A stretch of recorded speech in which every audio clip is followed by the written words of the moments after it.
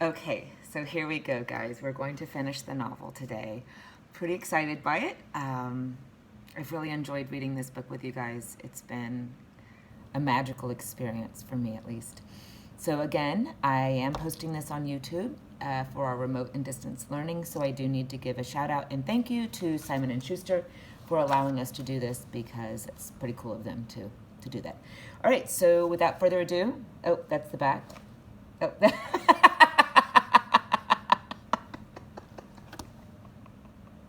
okay, so not only is that the back, but that's the front, but upside down. So now let's turn it up. Woo! Sorry, guys. Some things never change, okay? All right, so without further ado, let's finish this novel, shall we? I am on page 289, and it is chapter 40. Is that right? 44? Wow. Look at me, looking at my Roman numerals, making sure. Yes. No. 40. Oh, man. Okay, I have to go back and change the YouTube channels, I think. Okay, I'll fix that. Hold on, guys. I have to look at my list. Yes, it's 44. I have to change the title on the YouTube channel. That's okay. I can do that. Okay, chapter... What did I say? Guys, it's already been a long morning.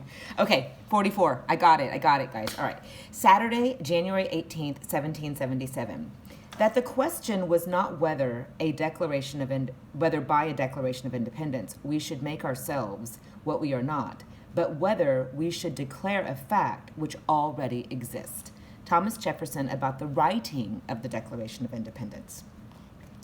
I folded the map and the pass, blew out the candles, and crept down the stairs.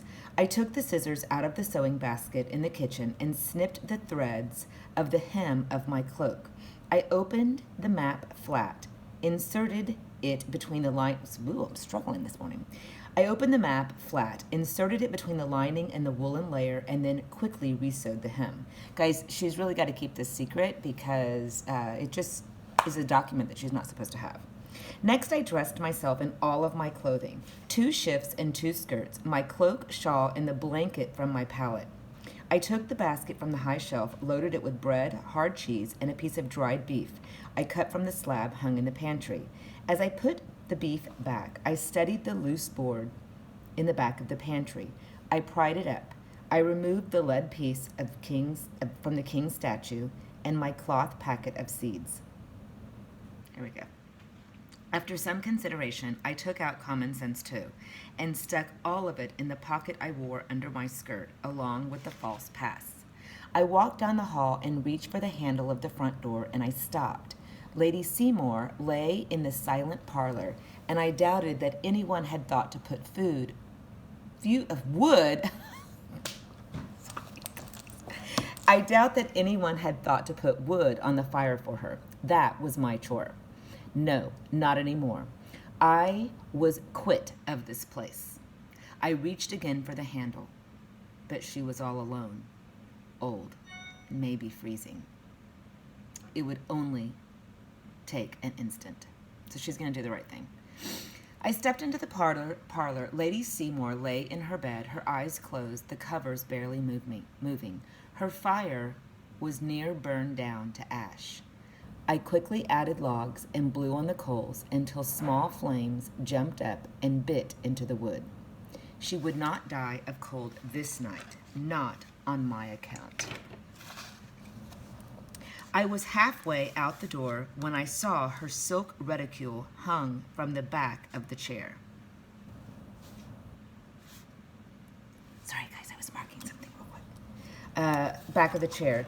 There were coins in the bag. Coins that would help a girl set on walking to South Carolina, but that was stealing from somebody who had showed me kindness. But she stood by when Ruth was taken, and she returned me to Madam, but taking her money was still stealing. 'Twas wrong, but I swallowed hard. I opened the bag and I removed the coin purse from the bottom. When I hung it back on the chair, Lady Seymour's eyes were open and following me. The question on her face was plain. I'm sorry, I said. She's made up her mind to sell me. She nodded once. I built up the fire. Would you like some water? She nodded again. I poured a cup of water from the pitcher and held it to her dry lips. She swallowed a little, but the rest spilled down her face. I set down the cup and I wiped away the water. I have to go. Please forgive me. Lady Seymour cut her eyes at the husband's small portrait on the bedside table, then on the coin purse that had weighed down my hand. She gave a sharp nod of head. One side of her mouth turned up in a smile. I'll put the money back, I said. Forgive me. Her head shook from side to side, her mouth moving with trapped words. I can keep it? Another nod and another pointed stare at her husband. Because I rescued his picture. She nodded again, and a tear slipped down her cheek. Guys, why do you think she's crying here? I think part of it is because she knows she'll be with her husband soon, but I also think part of it is she finally feels like she's been able to repay Isabel. Well then, ma'am, I am happy to take it.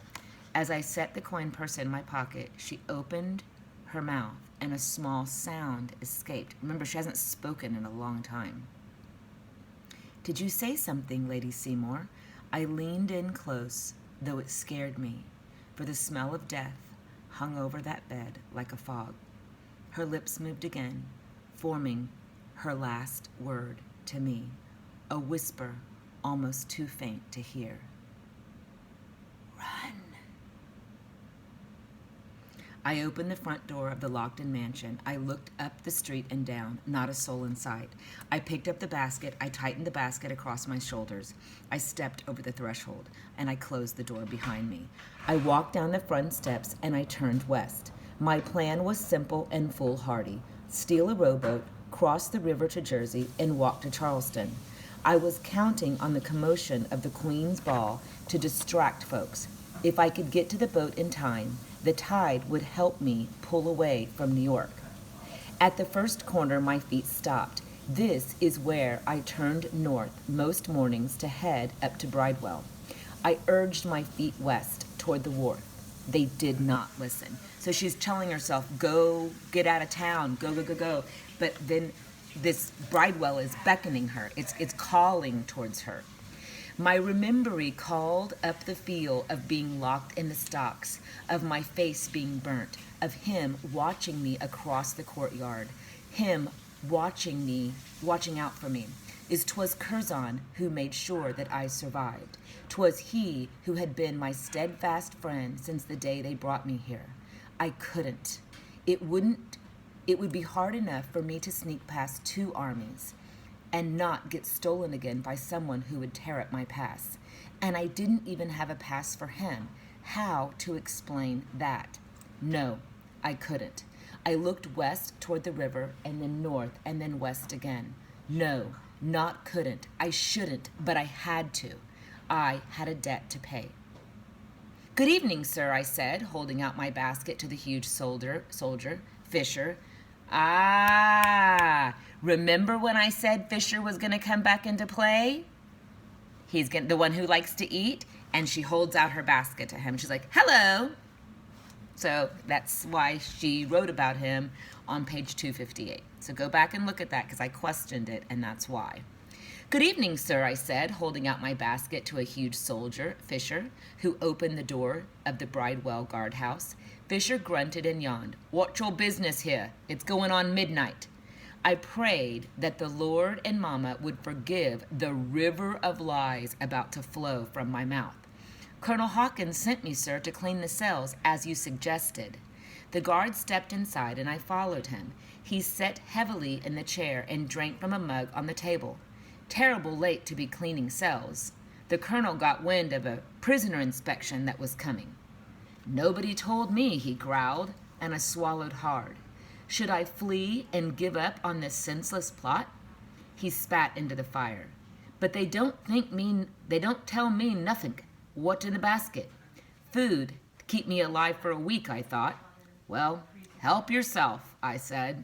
He pawed through it and took out a soft roll and stuffed half of it in his mouth. Maybe I should ask the colonel. I thought as quick as I could. Yes, sir, of course. But he is at the Queen's ball. Fisher winced. Best not disturb that, all right. He stood slow and reached for a key ring and a lantern on the wall. But don't be asking me to help. Cleaning the cells ain't my job. I took the key. Yes, sir. The wheelbarrow is in the hall. Once you've filled it, roll it back here. And I'll let you out so's you can throw the muck and the filth in the pit. He yawned. Mind your breathing. I turned. Pardon? Prisoners been dropping like flies. Fever. The men in the first cell were mostly sleeping or dying or dead. None of them had the strength to do more than stare at me in the weak lantern light. Guys, I really want you to look at the tone that's being established here. You're going to look at the diction, the word choice that she chooses, and you're going to underline that because those words are going to impact us and create what we like to call mood. Remember that tone is setting plus mood. Let me back that up. Mood is tone versus setting. Plus, I am really struggling with my words. Let me back that up a third time. Third time's a charm. In order to create mood, we take our tone, which is our word choice, we combine that with setting, and create mood. Okay, so let's look at some words here.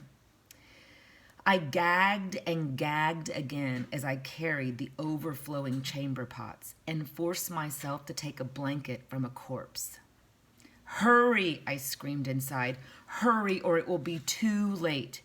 Fisher looked up and chuckled as I passed through the guardhouse with the barrow. I pitched the filth into the pit behind the prison and prayed it was not going atop any corpses. Before I went back inside, I cleaned off my hands in a snowbank. My teeth rattled in the cold. No fun, is it? The guard asked as I passed through again. He pulled at the blanket around his shoulders. Hurry up now, I need me sleep. Yes, sir. I wiped my hands on my skirt. I'm almost done, sir. I did not open the door to the second cell, nor the third. I set the lantern in the wheelbarrow, and I pushed it down the hall to the fourth door on the right. I held my breath as I unlocked it. The stench was overpowering. Men unwashed for months, and puke and muck and rot that was eating live flesh. 24 pairs of eyes watched me, burning in skull-like faces. No one spoke. I stepped inside and held the lantern higher. The faces were new to me. Men and boys who had been moved in here after Curzon's original companions had died. Where's Mr. Dibdin? I asked in a small voice. Died this morning, croaked a man. Everybody's dying. What about the slave boy? He pointed to the corner.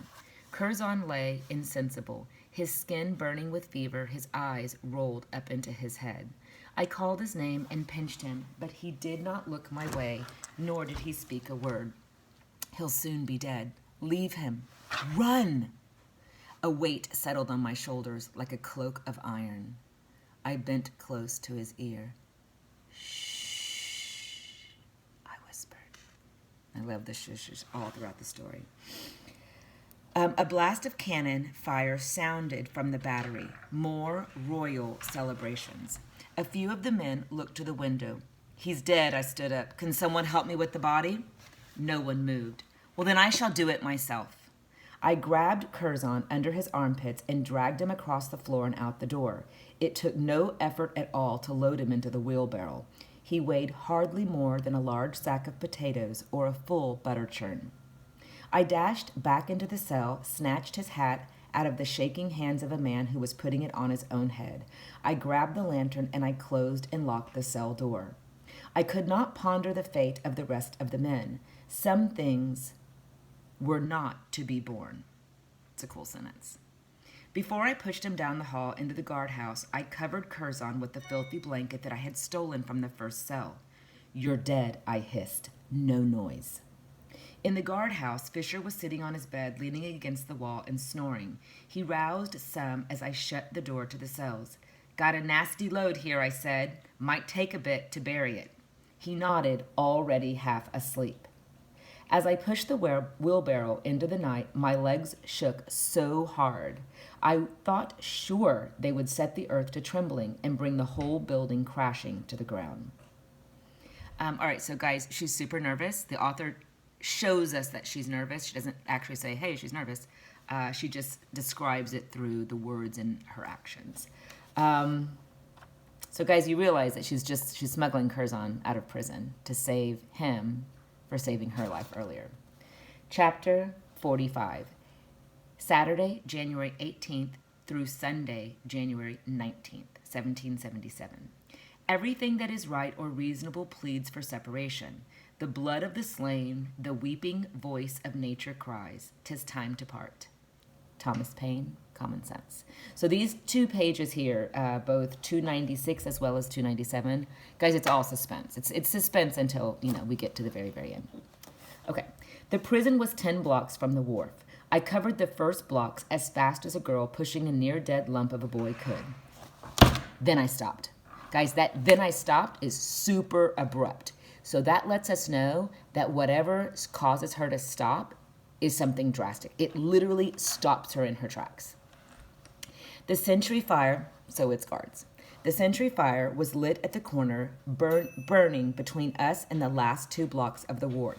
6 guards stood warming their hands, their muskets leaning against the small piles of firewood. A dog lay at their feet, head resting on its front paws. One of the men stretched his arms over his head and gave a mighty yawn, and his companions laughed at him. The dog lifted his head once, looked in our direction, but the soldier reached down and scratched his ears, and he relaxed. That's a good thing, guys, because I'm sure that dog would be like, hey, you're coming into my territory. So what does a dog do at that point? They bark. If I tried to push the wheelbarrow over the cobblestones, we would be arrested in an instant. If it were half an hour earlier, we could have tracked backward and gone down another street, but the tide would not wait. And remember, they need the tide to help them get out. I backed up as slow as I could, cringing with every creak of the wheels. Once we were well out of sight of the men, I pulled the blanket off of Curzon. Get up, I whispered. As I helped him from the barrel, we need to get past these soldiers. After that, it's only 2 blocks to the river. Boat, he asked, leaning against the wall. Of course, follow me.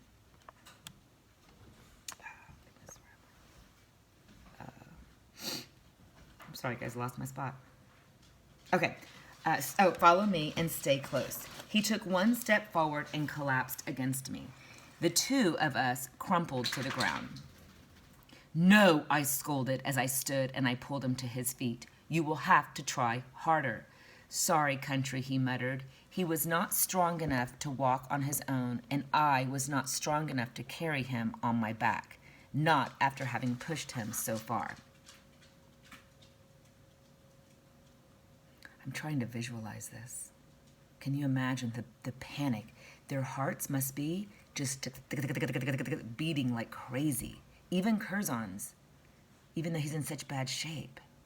Wow. I pulled his arm across my shoulders and had him lean on me heavily.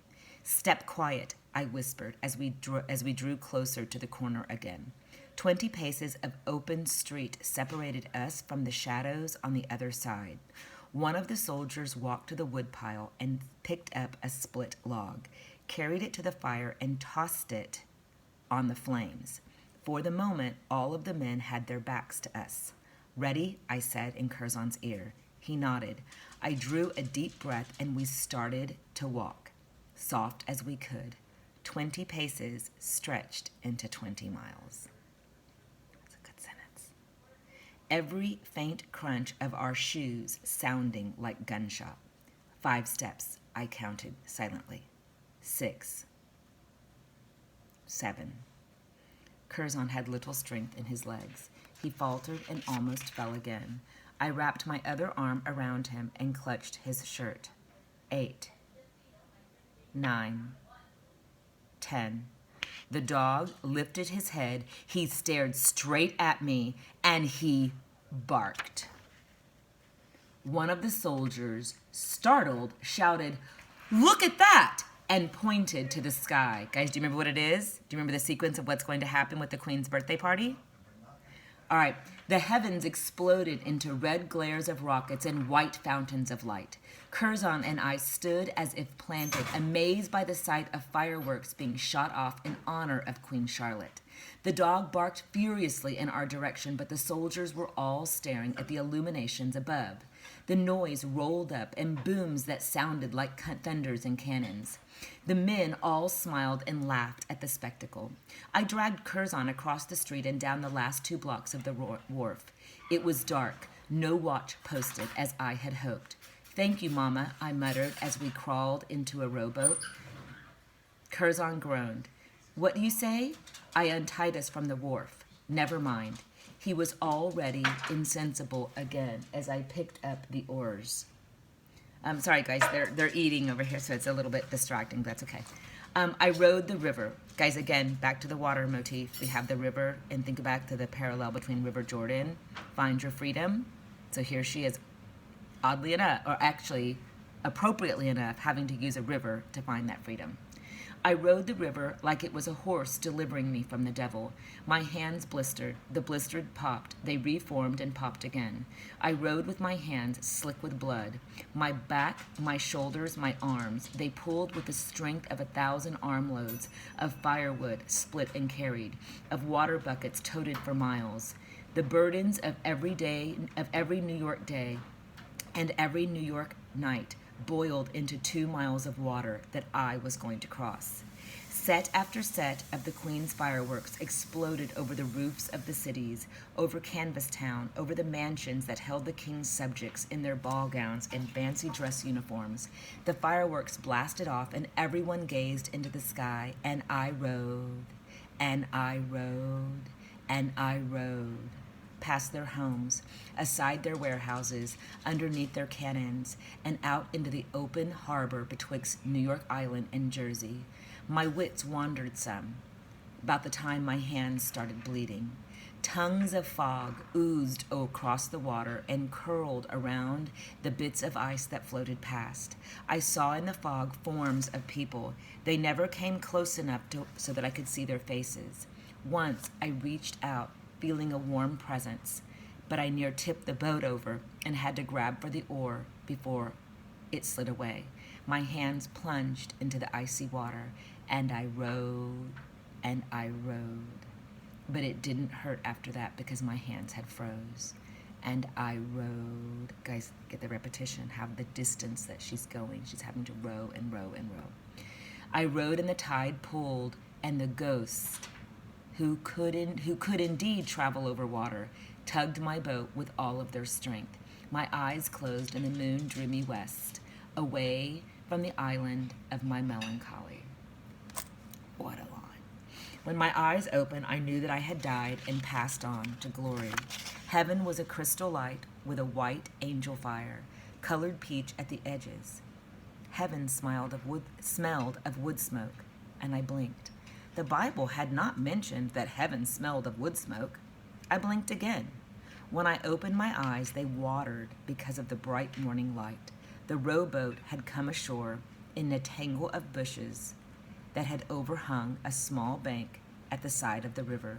The branches overhead were all coated with ice, and I was coated with ice too, that fractured and crackled as I moved.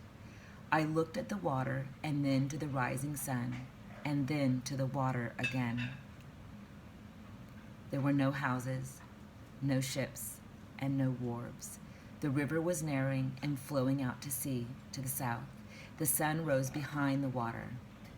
At the other side of the river, I was on the west bank.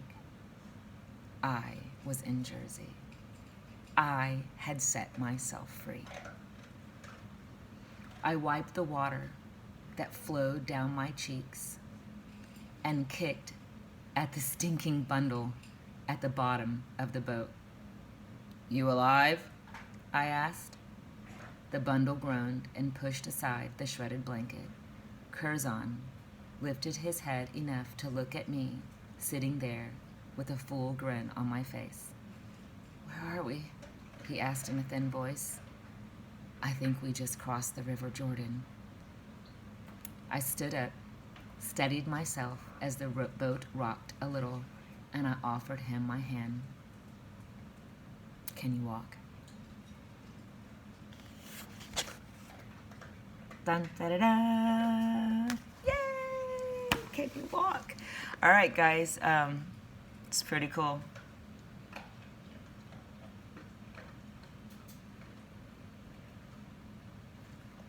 I'm going to let you enjoy the book at this point. The markups are online. We'll talk in class tomorrow. Enjoy.